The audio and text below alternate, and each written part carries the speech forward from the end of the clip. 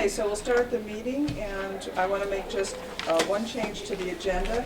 UHLS report, I want to move that under new business. Do we have any other changes? Do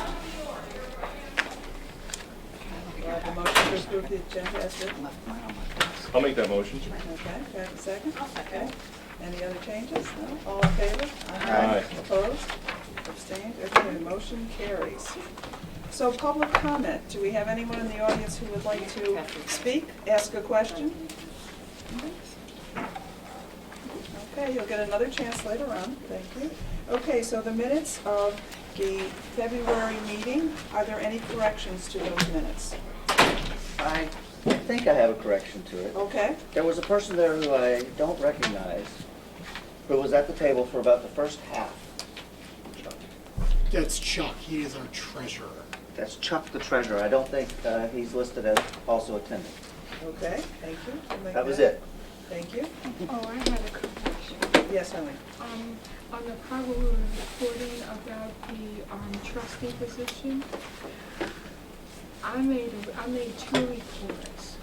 Okay, I made the first report, and Donna commented about how we should adopt the process that we did, but I made the report, and that's not noticed, so that could be corrected just to reflect that how we did. Okay, Stephanie, did you get that? No.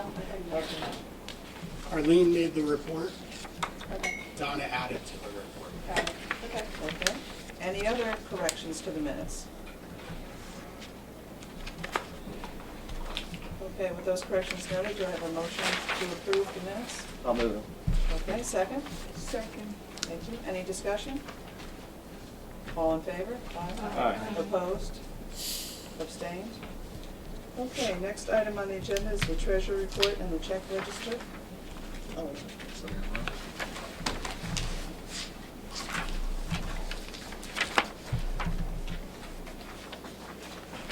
do we have any questions about the check register?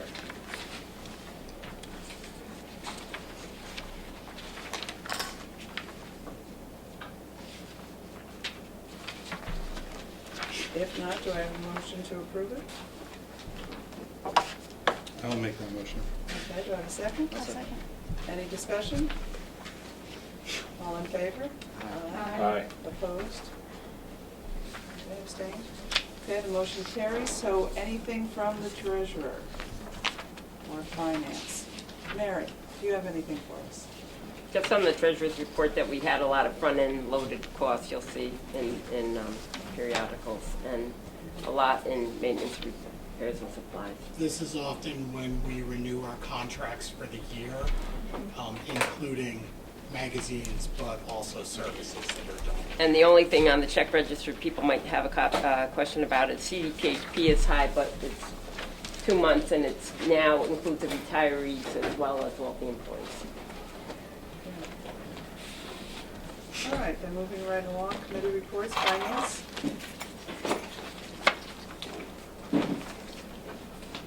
Do we have a report from the finance committee? Sure, I can make that report to the best of my ability, though I did not take minutes at the finance committee meeting. I believe the finance committee met in the end of February, the last Thursday. I don't have it pulled up on my calendar right now. We reviewed several proposed budgets for the upcoming fiscal year.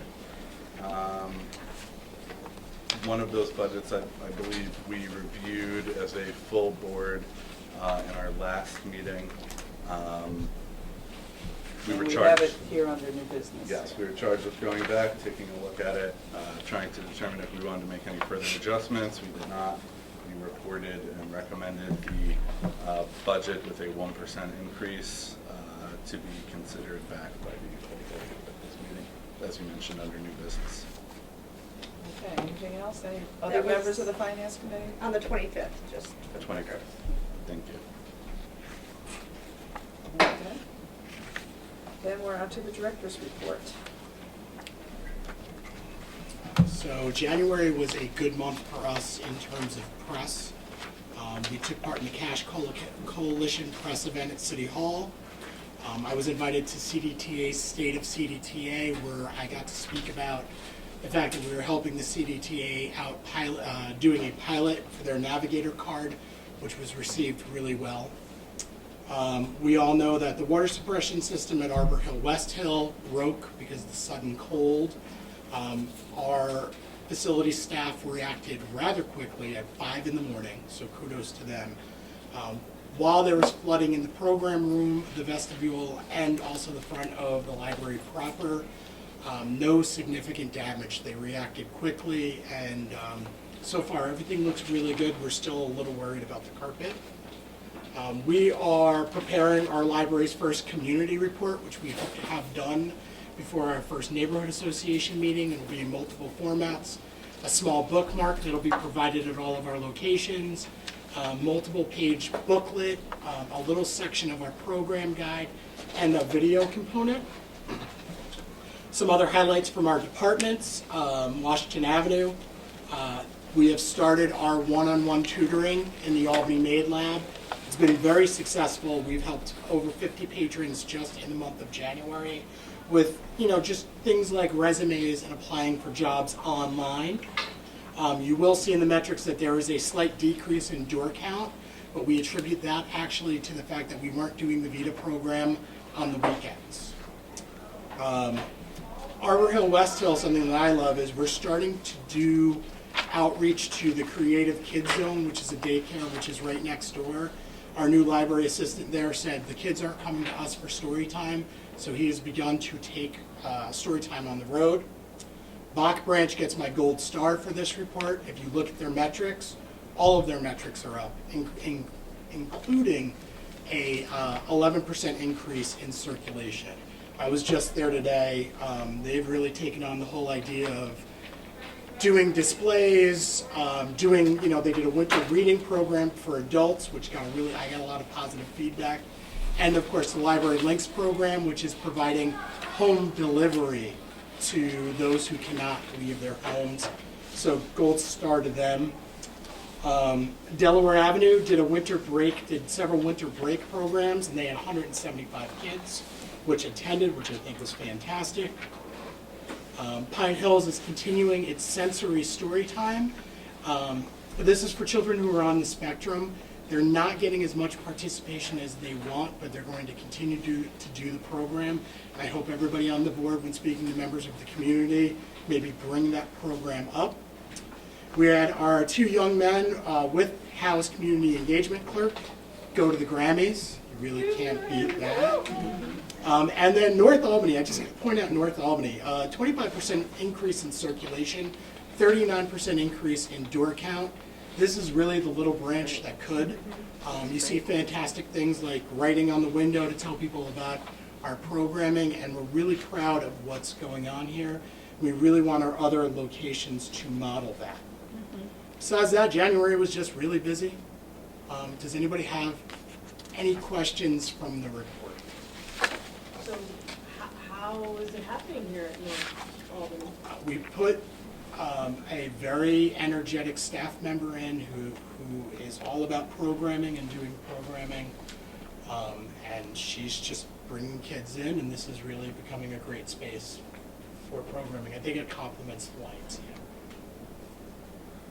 So we want to look to further develop the space, try to open it up a little bit more. We've always tried to make it a traditional library, and the space just doesn't work that way. So I think in the next few months, we're going to be working with staff, we're going to be working with Rebecca to think about how we can redesign the space so there's more tables and more of an ability for people to come in and do stuff. It's very exciting. It is. It's been a really needed. slow, And it's long like- slog. Yeah, it has. It's never been like a full commitment to this branch. And So that's- we're just going to go forward with it and then wait and hear from the YMCA. Is there about- any more discussion as the YMCA wants No. to push? Okay, No. So we'll continue to thrive. Donna? great. Yeah, I just would like to say it looks so much more lively and full in here than the last time I was here. It's really, really impressive. The one question that I had on your report was whether you're feeling more confident in the circulation statistics at this point. No, and in a few months, we will be comparing apples to apples. What we're seeing, Melanie did a really great, I'm a big fan of line graphs, just to kind of guess trends. We're actually trending about the same circulation in a few places higher than last year. If you look at the trend lines, they're mimicking last year, and very different than the year before when we were using the Horizon product. So in February, or what month did we switch to We Sierra? switched in March. So I'm going to be really interested in really the March and April numbers and what the story there is going to be. And the March and April numbers are going to be difficult because they weren't accurately reported. Because last year they are actually, if you look at what numbers Verhusa gives us, they're actually blank for those 2 months. And so they were giving us estimates. Right. Because for some reason the CR system could not gather that data for us. So it's just an estimate of numbers from last year. So we'll have actual numbers this year, but for comparison to last year. So the first month you would feel confident about is May.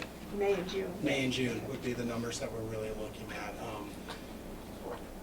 And we're working very hard with Upper Hudson to have what we report to the board each month reflect exactly what we report to the state at the end of the year.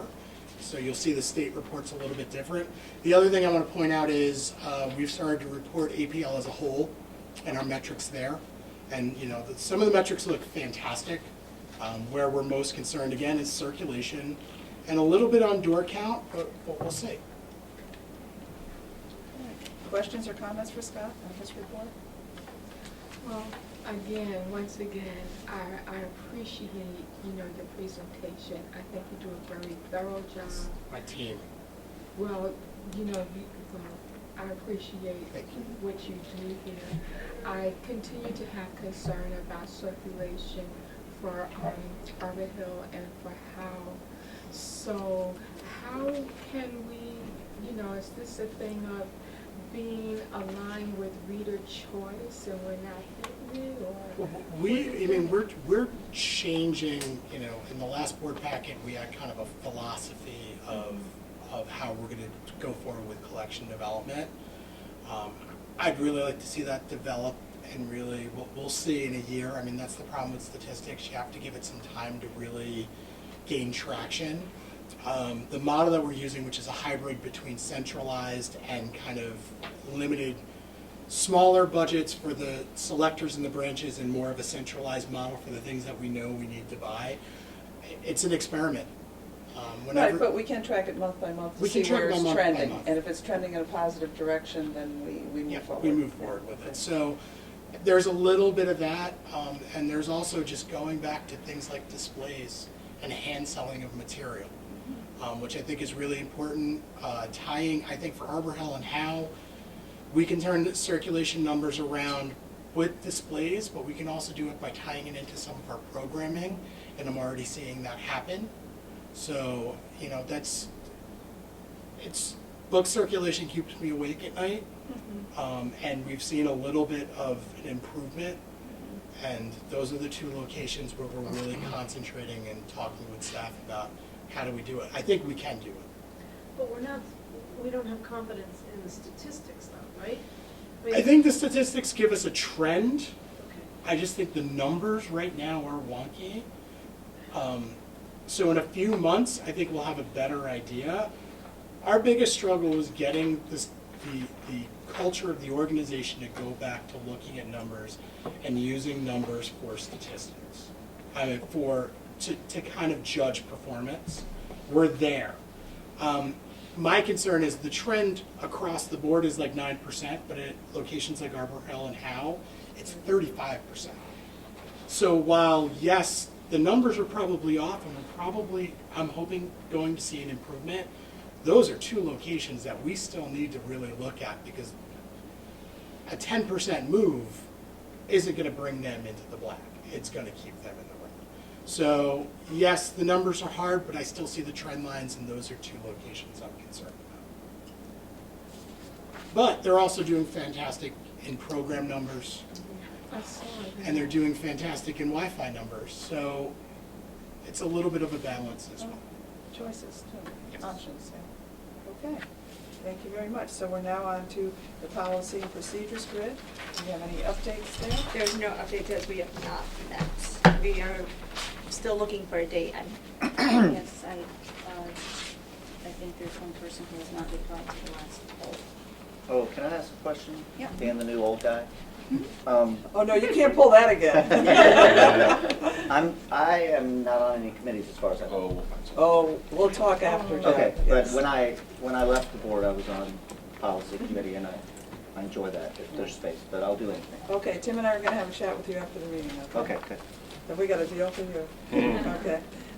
Yeah, so we have some that are coming up for Right. renewal, right? Yes. And so your group is going to meet soon, and then we'll have a report at the next meeting? Definitely. Yes. Yeah, we'll have a meeting. in We already February had, then. they were on the agenda. We just unfortunately cannot find a time that all of us could meet, so. Okay. Okay. Well, we'll look forward to your report next month.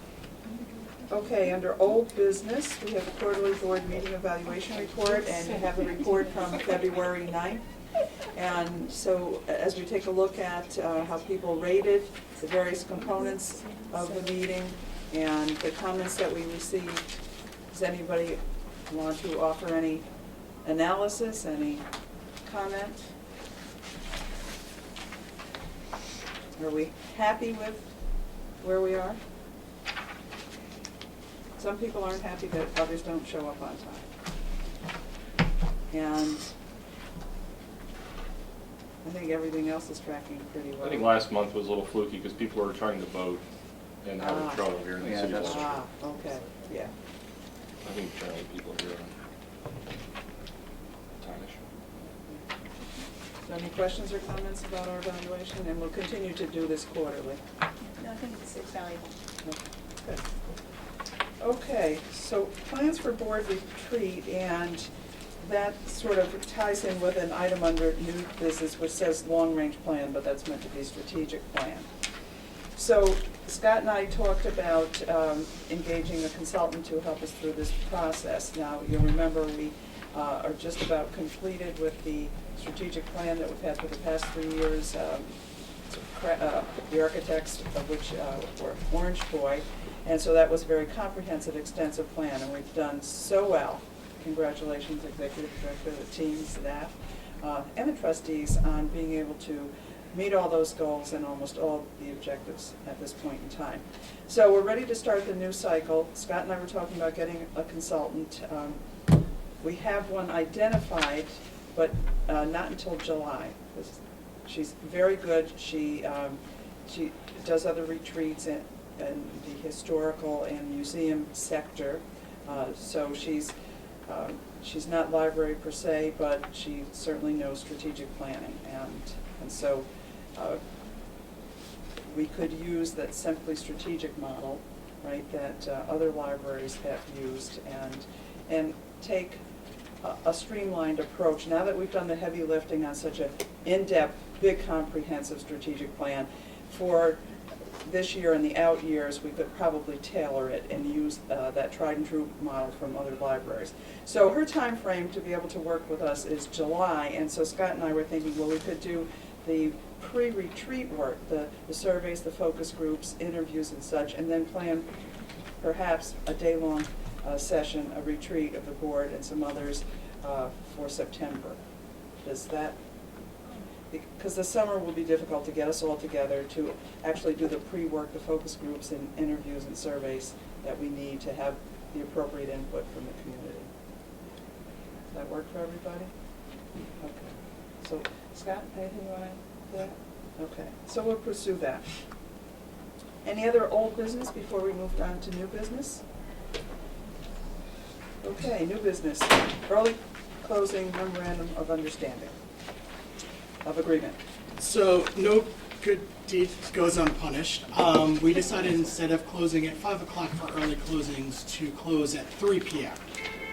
This was the first year we were going to be open on Christmas Eve. It's one of the reasons why we decided to do that. Then we realized that after we did payroll that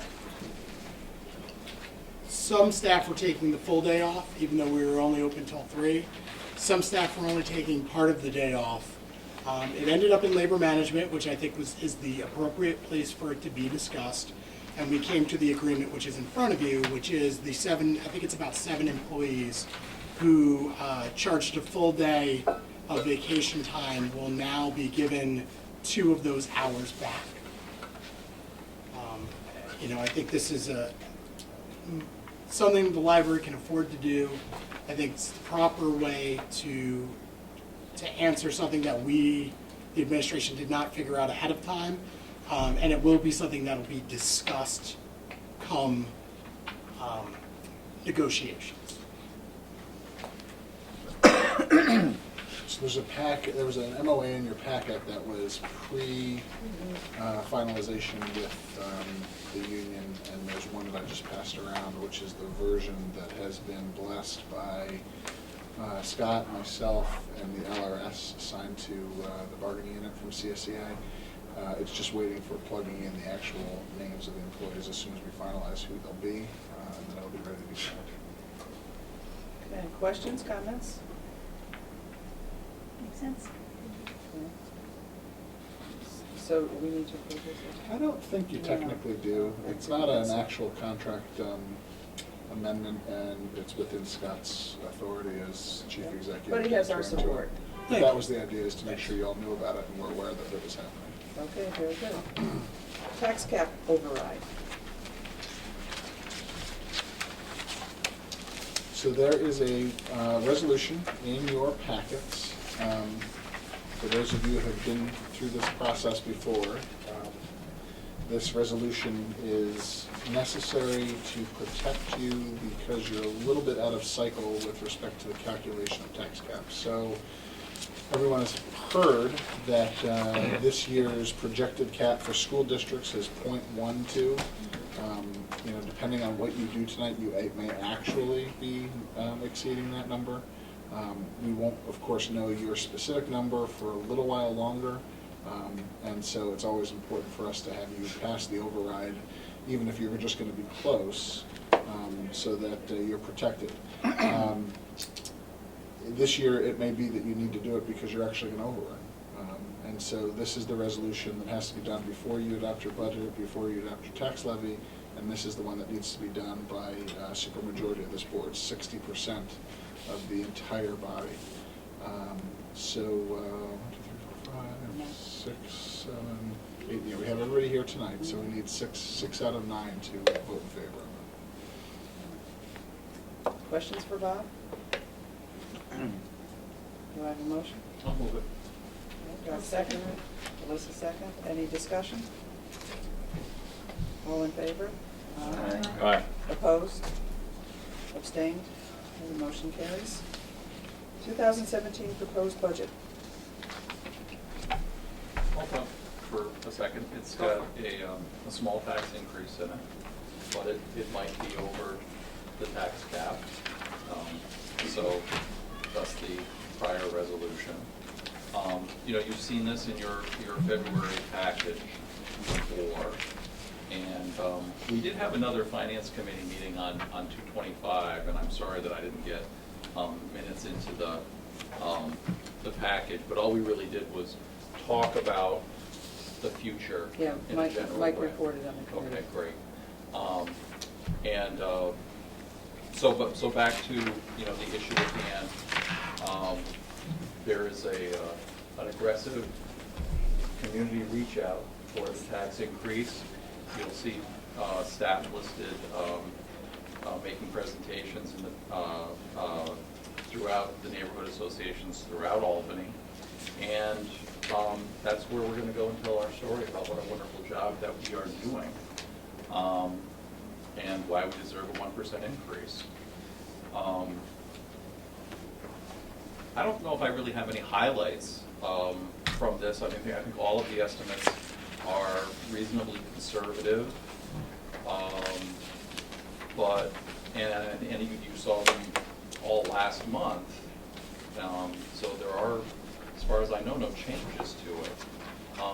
And I guess I just asked Mary, am I leaving anything out that you'd like to I highlight? think the only thing that we went over in the meeting was that we didn't have a tax increase last year, that all the wonderful things that we've done, and that the cost of labor and benefits, which is our largest cost, is something that we control, but was still going to go up, so that it will be smart for us to go out for a small increase, and that we also gave you a table on what it would mean to each homeowner in terms of the property tax, and it's very minimal in terms of what that would cost, and we'll come up, Stephanie will come up with some good, example, but it's something like a cup of coffee. It's very small. So, and we scrutinized it every which way to Sunday, and we looked at the 5-year plan under 3 scenarios at the Finance Committee, so we really did do it in detail. I appreciate the due diligence. So I think that the number that we add into the resolution where it asks shall the sum of Right, blank. you've got to adopt your budget first, and then that's the next resolution. So you'll adopt the actual budget that you're proposing that was in the Yeah. packet, right? Okay. And then that next resolution is the 6652, is that right? 6652455. Yep. Yeah. Okay, questions for Andy? Yes. I don't have a question. It's more of a comment. Pardon me.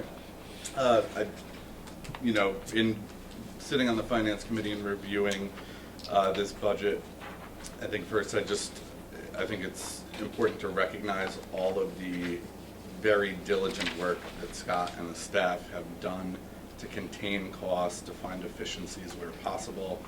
I also think it's worth noting that when the tax cap was adopted, it was contemplated by both the governor and the legislature that up to a 2% increase every year was something that was possible and acceptable to not only the people that debated and passed the tax cap, but I think that the representatives that vote for those people found amenable.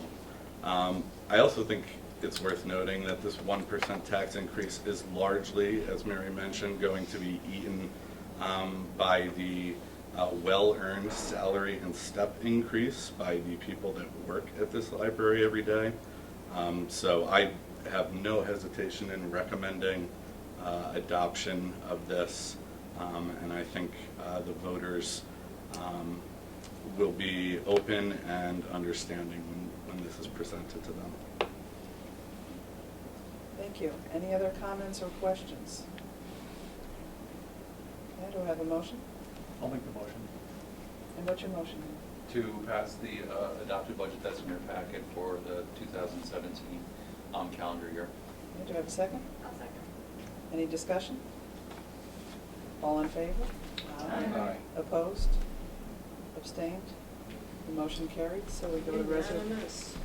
So now you go to the next resolution in your packet, which is the question that you'll submit to the school district for inclusion on its annual district budget vote ballot. And we're going to insert figure 6652455, right? Yep. Okay, do I have a motion to approve the resolution? I'll make that motion. Okay, do I have a second? I have a second. Okay. Any discussion? All in favor? Aye. Opposed? Abstained? The motion carries. Okay. Are we done with all these resolutions? Well, you're done with the financial ones, but if you want to have people sitting at the table in July. Right, you can pass okay, it. so we're ready to move on to trustee vacancies. So the next resolution is a resolution to direct the City School District of Albany to place a trustee election on its annual district meeting ballot. That election will be to fill 2 seats for full 5-year terms and to fill the remaining balance of the term of Dan Curtis's seat that is currently being filled by John, but will be vacated as of the May 17th election. So there'll be 3 seats to be had. The top 2 vote getters will get the 5-year terms. The top 3rd vote getter will get the 1-year balance of a term. And this resolution lays that out so we can let the school district know that that's what we need them to hold an election for. Okay, so rotating off of Donna, and Tim, right, wow. These are big seats to fill. I know. Yeah, okay. So, any questions for Bob on the resolution? Do I have a motion? I'll make a motion. Okay. Tim, make Oh, sorry. motion, You and got it. second, Alyssa, second. Any discussion? All in favor? Aye. Opposed? Abstained? The motion carries. So the only thing that was in that resolution that is a little bit still up in the air, although it shouldn't be, is the deadline for petitions. There's a new district clerk. The way the petition deadline is calculated is it's 30 days before the May 17th vote, which always falls on a Sunday because it's always the third Tuesday in May. As a result of that, it always is that the deadline rolls to the next day at 5 o'clock, but because it's not Catherine Cutting this year, it's a new woman by the name of Paula Tibbetts. I haven't been able to speak to her yet to confirm that indeed she'll be there and staffing the office until 5 o'clock that day. So, obviously, subject to her saying, no, we can't work that, everything should be fine. And I can't imagine that she's really going to say that either, so.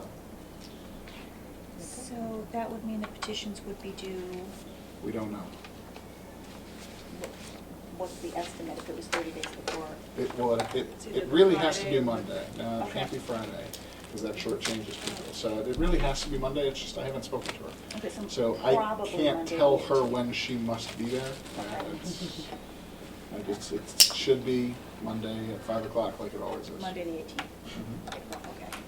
And so in the requirements and procedures for nomination of a trustee, that date appears there. What also appears there is the magic number, which this year is 62 signatures. You'll notice the petition looks different this year.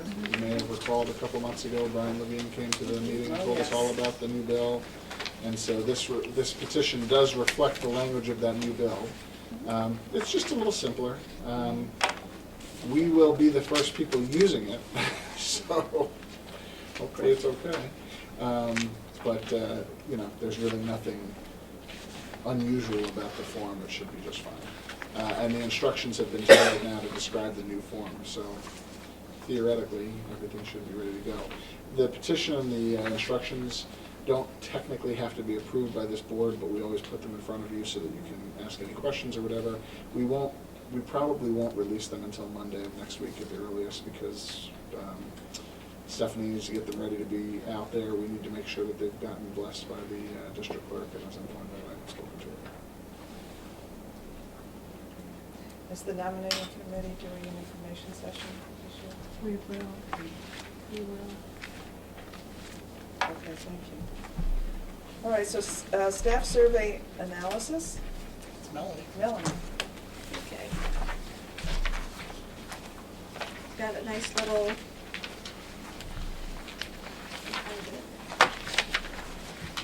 breakdown in your packet. So everybody's aware that we did the workplace dynamics survey with staff at the end of the year in December. And What was your response rate? I wasn't so aware of that. How would we have reported on it? You reported on it. Yeah, okay. I believe it was 80%. It was over 80%. It was, And that's excellent. Yeah. It's really very good. Might have been 79%. yeah, that's just, Okay, yeah, I no. think it was just under 80%, yeah. 79% responded, which is pretty high when it comes to these types of surveys. Generally, we got some good, we got great feedback no matter what, if it was positive or negative. But we broke it down into what we saw were our strengths, our weaknesses, our opportunities and threats. Our strengths, everybody really showed that they like the fact that we work with the community, our staff is empowered to help empower the community in that sense. Our organizational goals are in line with our mission to educate, entertain, and empower the members of the community, and they really do feel that they do make a difference doing that.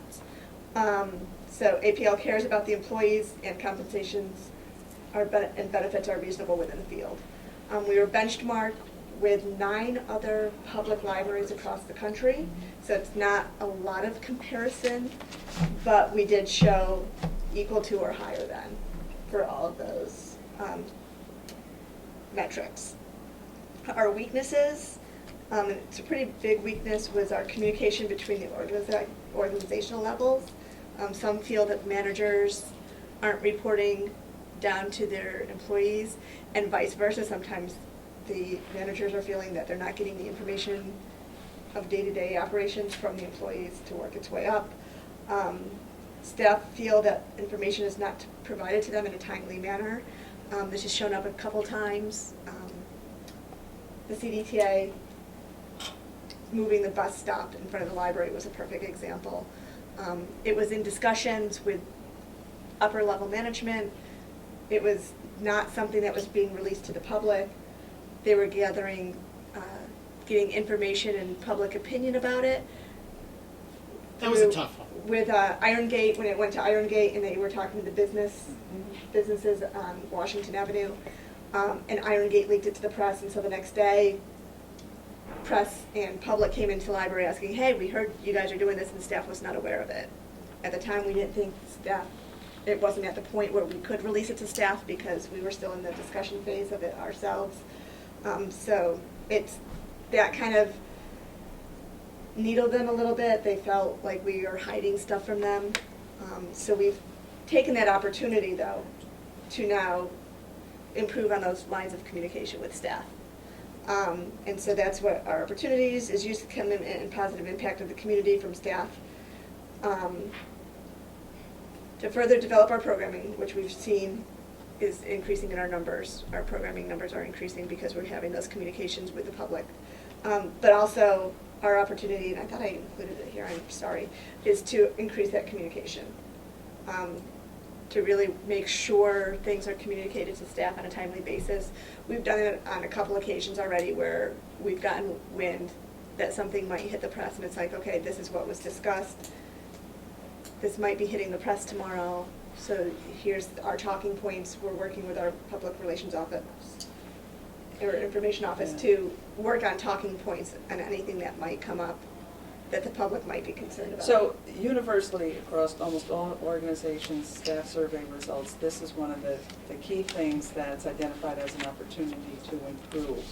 And so I would be interested in what specific action you're taking and communicating to staff that you're improving this process of communication so that they understood that they've been heard, you're taking action, and it's going to make a difference. There are 4 things that we're working on.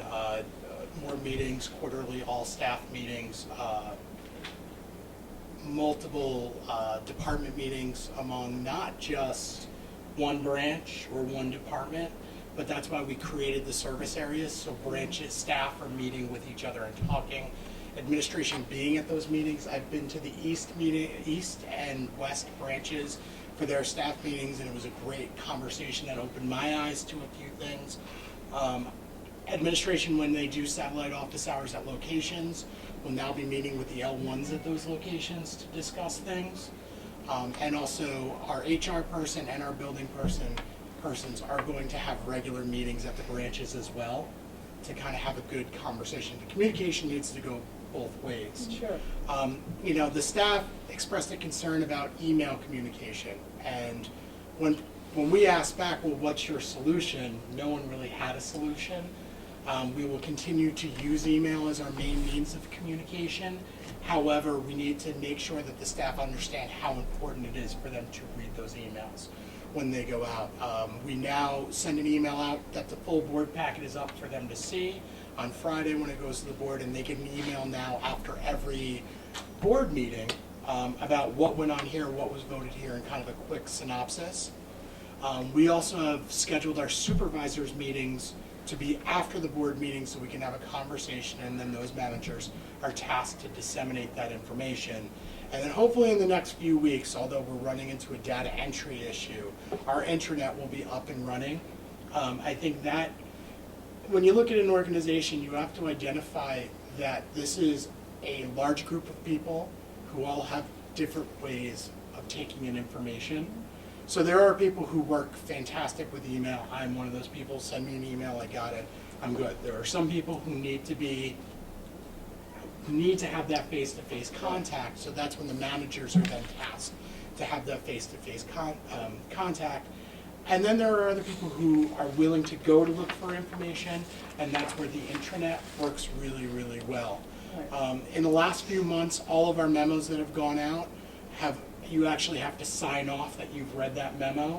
Supervisors are then handed a list of people who haven't signed off, and it's not to say, ooh, we got you, you didn't read this memo. The idea is then so that that manager can identify who may not have gotten the information, so that they can say to them, we noticed you didn't sign off. Can we just talk to you about this is something that's important across the organization? So we're looking at multiple channels because we realize we're in the business of information. People do not all subscribe to the same channels when it comes to information. So we're trying to figure out what best channels to use and to answer to the diversity within the organization. Sounds like a Excellent. yeah. And it's been interesting because I was at a couple of those meetings as well, and like Scott said, when he threw it back to the staff, one staff even was like, oh, well, call, if we could just get a phone call. And then as soon as it came out of that person's mouth, they were like, wait, 123 And nobody people, wants 123 phone calls. Yeah. So she was like, okay, I see where that doesn't work. I see where email would work better. So that's why I said the communication issue is going both ways, because everybody has that. They obviously feel the need I need to know this information, and this is the way I need the information given to me. But when they realize that there's 123 people that are thinking the same way, what is the most efficient way to get the information out? They're starting to realize that, we do have to work with those 123 different personalities. And Right, so you have a number of options, a number of different feeders. And we do need to give our staff the opportunity, those who are on the ground floor, they need the opportunity to send information back to us about what's working and what's not working. That's where these department reports are really important, and getting the staff to really buy into reporting metrics and reporting what they're doing. And also, feeling comfortable with, we did a major change up in this organization over the last year. We reorganized the organizational chart. We added an additional L3 in the field. We reorganized branches together that had not been organized together before. So it's understandable that people are a little bit uncomfortable and maybe not feeling their voice heard. So our job is, I keep saying that we needed to kind of sprint for a little while to catch up to be where we needed to be. The board gave me a list of where they wanted us to be in a year. And my staff were fantastic in getting us there. And it's kind of good because in those moments, in those high stress moments, you really start to see where your weaknesses are. So, to us, this is a great opportunity to say, okay, we're weak on this, let's improve it. one of the things that we've noticed recently is because we looked at the organizational structure, we've seen where we're missing spots, and one of the places we knew there was a kind of a hole was our senior library clerks, and that's why we created that position. And now we have a senior library clerk that oversees circulation at each of the service areas. And it's been very interesting, that's only been a month that those positions have been active, and we're already receiving feedback saying, oh my gosh, we're realizing that people are doing stuff way different differently at each location, and we need to standardize it. And so that's one of we kind of opened up a can of worms in our last staff development meeting, and did a Sacred Cow program where we, what are the things that we've always held on to as an organization that could be relooked at, and it kind of got away from us. But we did gather some really good insight from that, and one of the things was that we kept hearing over and over again was standardization, that too many places are doing too many different things. So. And we hear that from our patrons. I mean, I get patron complaints that I go to this branch and it's one way, I go to another branch and it's another way. And I can tell you, libraries and businesses struggle with this all the time. Healthcare does. Healthcare does. So every sector. So I think that that was hurting the communication though, because things were somehow, it was like a game of telephone where things are getting communicated, it starts up at the top, but by the time it got down to the trenches, the message was getting warped somehow. And that was where a lot of our issues were coming from. So we've identified that now. And now we're working on standardizing not only procedures, but communication as well, so we can get the same message. And the first staff development day that I was here for, we did a libraries 101, and I thought no one was going to attend, and I thought, everybody kind of knew how libraries worked. And it was eye-opening for me because it made me realize that we need to train our staff who are just starting a little bit better, not just in, this is the desk, this is the circulation computer, check the books out. We need to get them to better understand the governance, the funding, why it's important to have good customer service, why it's important to be a community responsive organization to the community. And we're going to get there, and we're going to continue to use tools like this to help us get there. Well, and I think it's great. The exercise you did, you said it opened up a sort of a can of worms, but people realize they have a voice, Yeah. and they're listened to, and then administration takes action. So that exercise was really yeah. valuable in demonstrating that. And then this tool, the all-employee survey, will serve that same purpose, especially if they have a voice, they see that you do something, and they're part of that solution, part of that discussion. What would you like to see different, as you ask them, and that something change? And so my guess is your response rate will be even higher the next time if you can demonstrate that. Yeah, and people will see it as an opportunity to have a voice. So good job. So are Questions? you officially responding to some of this? Well, we responded from, we started the day. The day we received The the. day we received it, her and I were both quiet in our office because we were both going through everything and, trying to figure out what the next steps were. Some of this we knew from the sacred cow exercise, which was not sacred. That exercise really, And that happened about 2 weeks before this 2 went weeks out. before we got that. So we kind of were formulating a plan ahead of time. And then when we got this, we go, okay, this is proof that we really need to work on these things. So, the satellite office hours I've been doing since I've started, but now I'm starting to really incorporate staff into it and making sure that I'm scheduling meetings with staff. We go through these really bad staffing crises, and that makes it hard for supervisors to get everybody in a room when we're not open. But we're working towards that, and we've changed the structure of how we do supervisor meetings because we really need to get the supervisors to learn that they are that face-to-face means of communication, and it's not easy, but we are kind of going back and forth to try to help them. Okay, so we'll look forward to hearing more progress. Thank you. Okay, board survey, we've already talked about that. Annual report is up next. So this is the one you submit, right? This is the Yes. one that goes to the state. Yeah. I want to thank Melanie and Mary for the amount of work that they put into this because it is never easy, and there are always questions that you would think they would give us a heads up to, and instead decide at the end of the year. And my hope is that maybe a representative from NILA can go to the DLJ and say, hey, if you're going to ask new questions, maybe 6 months lead time. So this is a lot of data, a lot of information. What does it tell us? It tells us that our circulation was down last year by about 8%. Okay, I didn't know All that. of our other metrics were up besides early literacy programming, which we're working with the staff who handle that to maybe work on the accuracy of their reporting. But almost all of the metrics were up but circulation. Okay, so as an annual report goes, this satisfies a certain set of stakeholders. So are you doing the community report to address what other people might be interested in? We're taking this information, we're reporting the basics, the kind of the 8 or 9 metrics that are in this information, and then also building on that, what we get in our comment cards. The staff have been fantastic in collecting testimonials from the public. Great. Things of that nature, and then kind of going a little bit into our success from last year, both financially and in terms of services. And this year, we use it as an opportunity to talk about what really is our philosophy, kind of the 4 pillars of library services, technology, can't believe I'm drawing a blank on this one. Technology, Item, or materials. materials was last. Technology programming, third place, and the loaning of materials.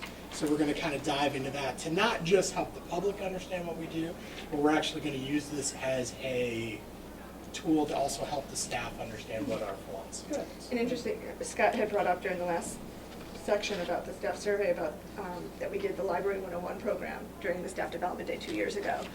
This year, we actually put out a survey to staff saying, okay, we've heard a lot of likes and dislikes about this Staff Development Day. What are the things that you'd like to see? And we've been trying to modify it a little bit. And the number one program that everybody wanted to see again was the Library 101. Wow. So we are going to be doing that one again. Surprise, right? And that was, It's like one of my favorite things. So it's like, Oh, he's so happy. I'll take it anyway. yeah. Good. Okay, questions about the annual report? So this is the annual report, is this your 5-year plan? No, this No, is, no. at the end of every year, the Department of Library Development tasks the systems to put together just a report at the end of the year of how we perform. So this goes into the This goes into This is the state board. the system report, yes, that Upper Hudson puts together. One that Mary Queen used to do. Yeah. So the community report will be available for the next meeting, perhaps? Yes, Okay. Yeah, okay. So, but And we- that tells more of a story, I think. yes. But you do need to vote and accept this. We already right? Okay, accepted it. all right. Yeah. I make a motion to accept the Okay, annual Tim. report. And Andy second. Any discussion? All in favor? Aye. Opposed? Abstained. Okay. Neighborhood association meetings. We have the roster. This is what we have planned so far. We're hoping to add more. However, this is what we have. We would like to, this year, have at least one trustee at every meeting, and specifically May 2nd and May 5th, we really need to have trustees, currently serving trustees in the audience. We had a few at Washington Avenue. They were kind enough to bring their babies too, which was nice. But we'd also like to see some participate in the Pine Hills one, which was our best attended.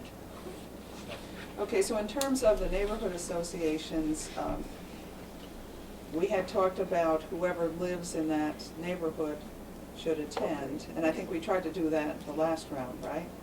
Okay, so if you can do that, let Scott know.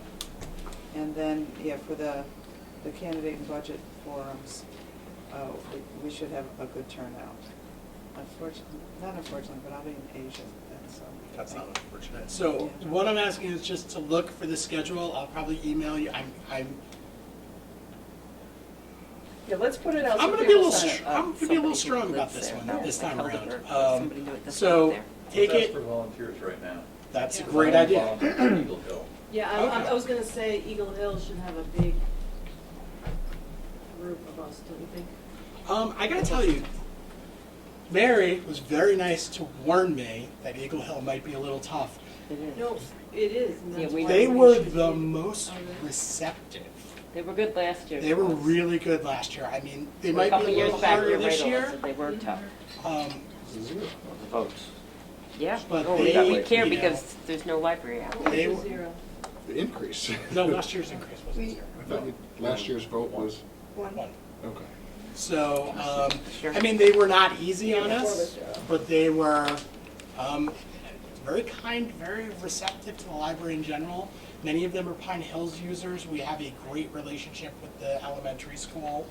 It would be good, but I don't know if we want to necessarily come out full force. Well, can we do this? Can we just send one of the sheets around and people sign up? Sure. They have one at a time. Okay, so we're coming to the end of our agenda. Did you want to speak to the org chart at all? No, the org chart's just an informational item. We redid it just because we had some changes in staffing, so we updated the chart. Okay. We added the senior library clerk and the community engagement clerk. Okay, any public, oh, yes. Oh, can I just, can I be public?